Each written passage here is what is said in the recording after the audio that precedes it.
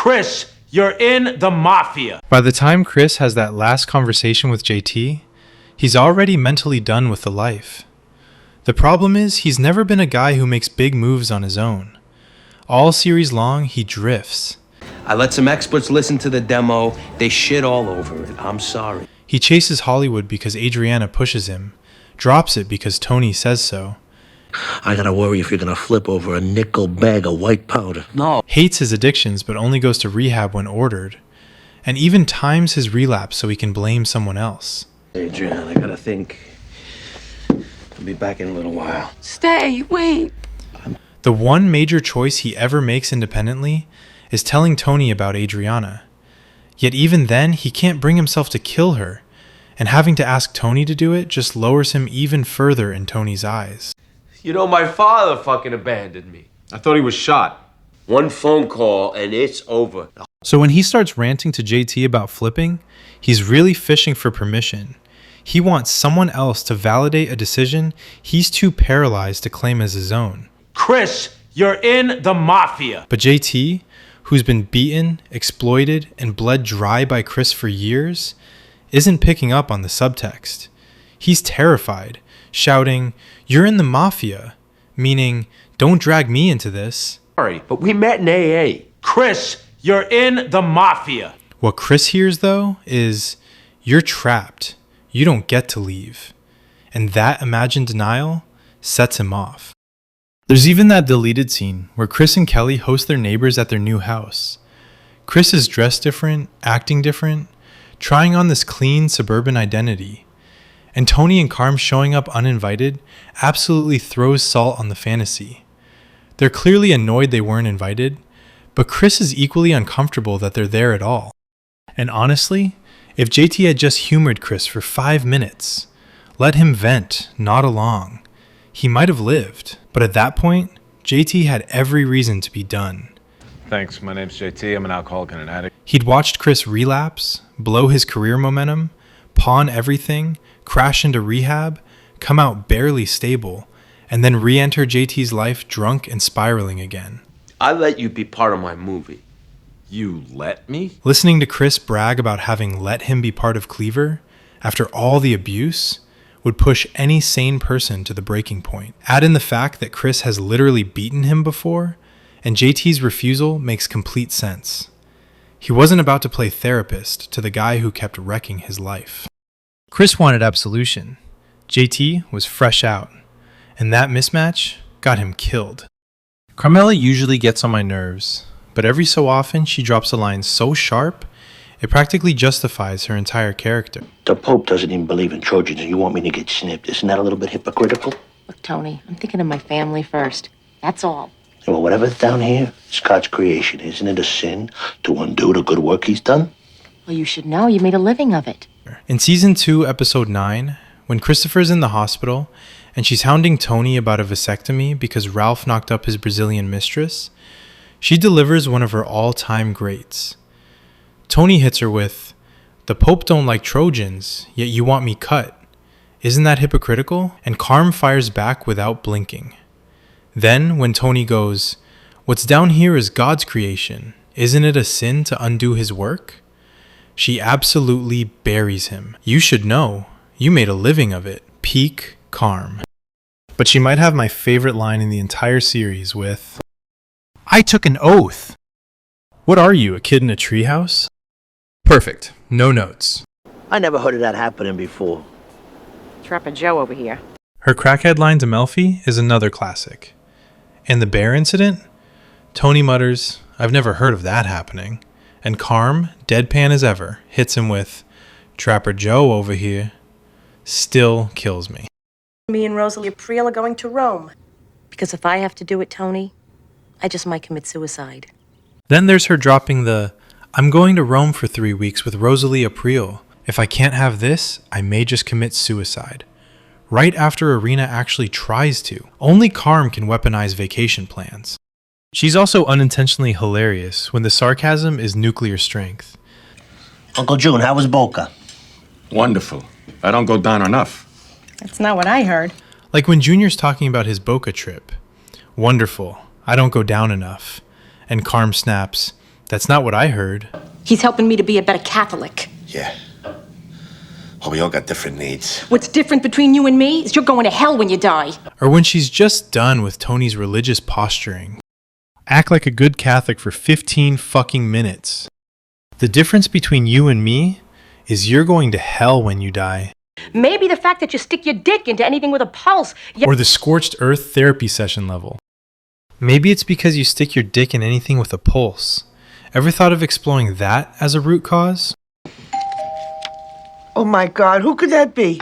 It's the Boston Strangler. And shout out to her mother nearly stroking out because someone knocked on the door during dinner. Who is that? And Carm rolls her eyes and mutters, "The Boston Strangler." Incredible. Honestly, it's funny. Carmela drives so many people crazy, especially the ones who treat Tony like he's some kind of folk hero. Almost like certain fans get a little strange when female characters aren't worshipping at his altar. Don't worry about it. She's been punished. Either way, Carm has some of the best lines in the entire show, intentional or not. People act like if Furio Junta had stuck around, Tony Soprano would have been untouchable. That Jersey suddenly becomes the Corleone compound. And sure, Furio gave the crew that Luca Brasi or Alneri aura the Jersey guys otherwise never had. You don't have to do this. Furio and me are on it. He was the one dude everyone knew was lethal and mostly loyal, which already puts him in rare company on The Sopranos. After he bailed, the whole outfit felt softer. Can't blame T for being pissed. You whacked this kid. You should have waited for me, It's Christopher. the last time I show any fucking initiative. Pauly Galtieri and Christopher Moltisanti were unpredictable, but not scary the way Furio was. You can see how New York might have smelled weakness. But at the end of the day, Furio is still just one guy. This isn't a video game boss fight. You don't need an enchanted sword to take him out. Bruno Tattaglia and Salazzo iced Luca Brasi, and he was supposed to be the boogeyman of that universe. Remember, just shoot the ceiling and shit. Same logic applies here. You can shoot Furio, or hell, hire Noah to throw another one of his devastating haymakers. And Furio already got tagged by Jackie Aprile Jr.'s JV crew, so the myth has limits. A paddock? Yeah, me and Ralph got lucky on a new real estate investment. Now, Furio plus a still alive group of actual hitters, Christopher Moltisanti, Ralph Cifaretto, etc., absolutely makes Tony's position stronger. But Tony hollowed his own house out. Thought I told you to back the fuck off, Beansy. I did. Look at how many capable guys he removed or alienated. Richie Aprile, Feach Lamanna, the early Baccalieri crew that helped sour things with Patsy Parisi. Vito. He was found beat to death this morning in a motel in Fort Lee. Then there are the ones who died because Tony boxed himself into corners. Vito Spadafori and Tony Blundetto. Even when the hits were justified, the pattern is obvious. Tony was great at earning, negotiating, and throwing a punch, but terrible at building and maintaining a stable crew. Carlo, they're all over there with your nephew. He told Jerry he's going to the Moltisanti wake. Christopher is basically the only guy he ever truly made, plus the import of Furio. And the final irony? Furio nearly shoved Tony into a helicopter rotor. If New York had dangled the right offer, there's a real chance their ultimate bodyguard becomes their inside man. People keep trying to psychoanalyze why Tony and Carmela didn't give Meadow a more stereotypically Italian name. My daughter's friend was there to drive my daughter, Meadow, to school. Like they were secretly ashamed of their heritage, or trying to camouflage her background so she wouldn't grow up getting pre-stereotyped. But honestly, it's probably not that deep. Miss Meadow, we made a deal. You keep your school grades up and you keep your curfew. Sophia would have fit her fine, sure, but the whole non-Anglos with WASP names thing has existed forever. Reginald Ramirez, Wesley Wong, you know the vibe. And anyway, Meadow is supposedly short for Meadowlands, a Jersey tribute. That's why Tony was always sneaking asbestos roofing waste into her room. Pure fatherly sentiment. So mad. Some people swear Meadow is just her nickname for Meadowlini, or Meadowroni, or whatever fake Italianization they can come up with. Someone else insists it's derived from an ancient Italian surname meaning fielder, honoring generations of vineyard laborers. Right. Fielder, is it? To Meadow Soprano, a valuable addition to the Columbia community. The far more believable explanation? They're Americans. Period. Chase probably met a waitress named Meadow once, liked the name, and used it. It even had a brief popularity spike in the 70s before fading again by the early 90s. That's it. No conspiracy. Meadow, Mariangela, Soprano. And for anyone desperate for Italian credibility, her full name is Meadow Mariangela Soprano. Pretty clear she's not exactly hiding the family lineage. Brendan. Insulting Jackie in front of the absolute worst audience imaginable still blows my mind. What the hell was running through his head? Yeah, he's not exactly a genius. Little Lord Fuckpants, Matt, and Sean are right there with him on the evolutionary ladder. But this was Olympic-level stupidity. Did you talk to Jackie about me? He insulted the boss of the family in front of a made guy while he was just an associate. That alone could have gotten him killed. Add the fact that Jackie was Tony's best friend, and doing it at Satriale's of all places, and he's lucky he didn't end up getting the full Richie Aprile send-off. Come on, everybody knows you really run things since Jackie became the Kimosabi. And the wildest part? He genuinely thought Tony would laugh. He was so low-level and clueless, he probably believed Tony was itching to take over, that Jackie was just some junky screw-up nobody cared about, and that Tony wouldn't mind a little harmless joke. Meanwhile, he's out there proving, in real time, that he's a complete moron. Tell him to leave Conley Trucking alone. Didn't know it was a Conley truck.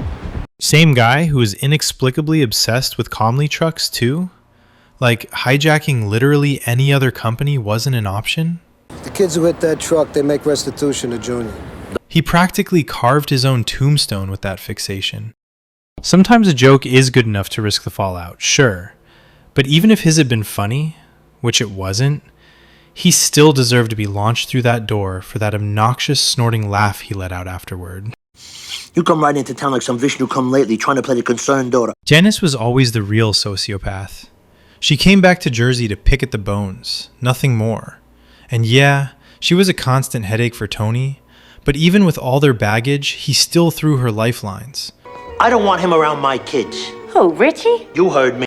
Warned her off Richie and Ralph. Congratulated her when she got with Bobby. Roughed up the Russian who hospitalized her. And even leaned on Johnny Sack to get her that house for half price. Wow. Richie, if something's happening to you, then it's happening to me. Meanwhile, her entire season 2 arc was basically trying to convince Richie to kill Tony. Then Richie hits her once. Bloody lip, awful but not life-threatening. And she fires 2 shots into her fiancé. He was a piece of trash, sure, and Tony already had the green light out on him. But Janice still killed him because he bruised her ego. That's the pattern. Everything she does is transactional, petty, or predatory. Put into my Sprite 3 halcyon. Drugging Svetlana so she could steal her prosthetic leg? Classic Janice. Holding it hostage to ransom some record she wanted to flip online? Even more classic. The way she slithered into Bobby's life was the same scam with a new target. Crying?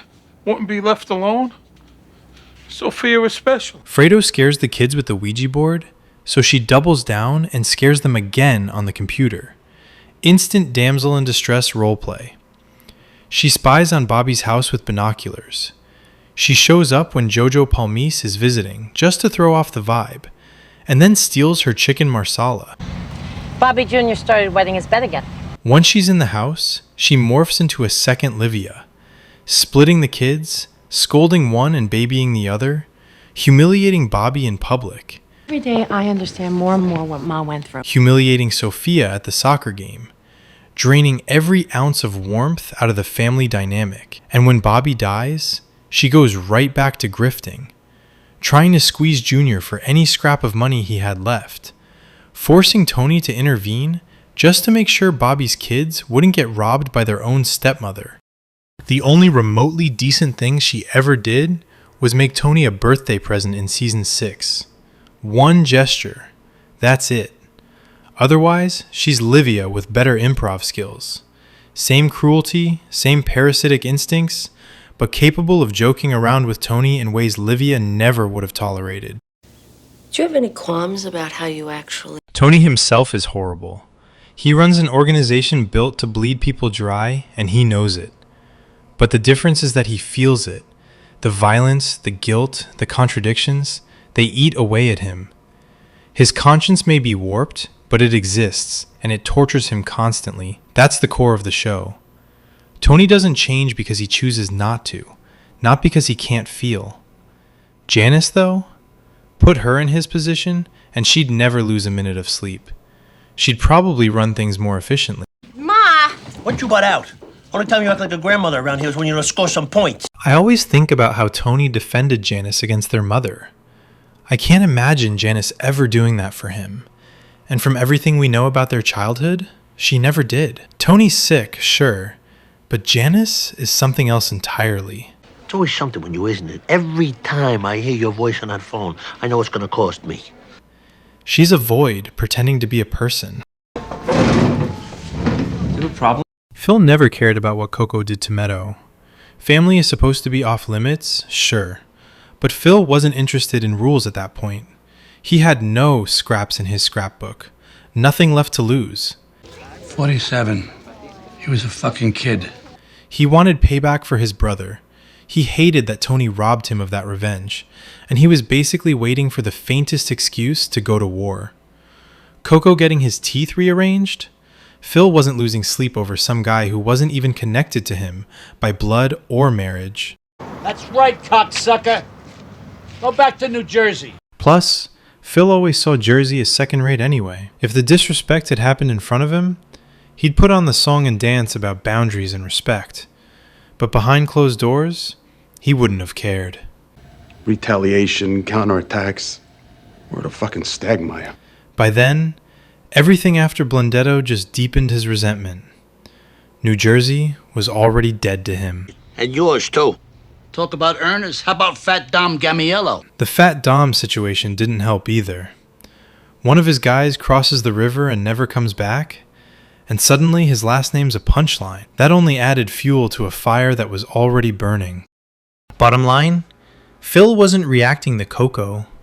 He was reacting to Tony, to history, to ego, and to years of built-up bitterness. By the time the hits got greenlit, it wasn't about right, wrong, or justified. It was already open war. Fat Dom Gamiello came over. And both sides knew exactly where it was heading. Subscribe if you want more Sopranos breakdowns that cut through the mob fairy tales and get to the real grudges driving the war.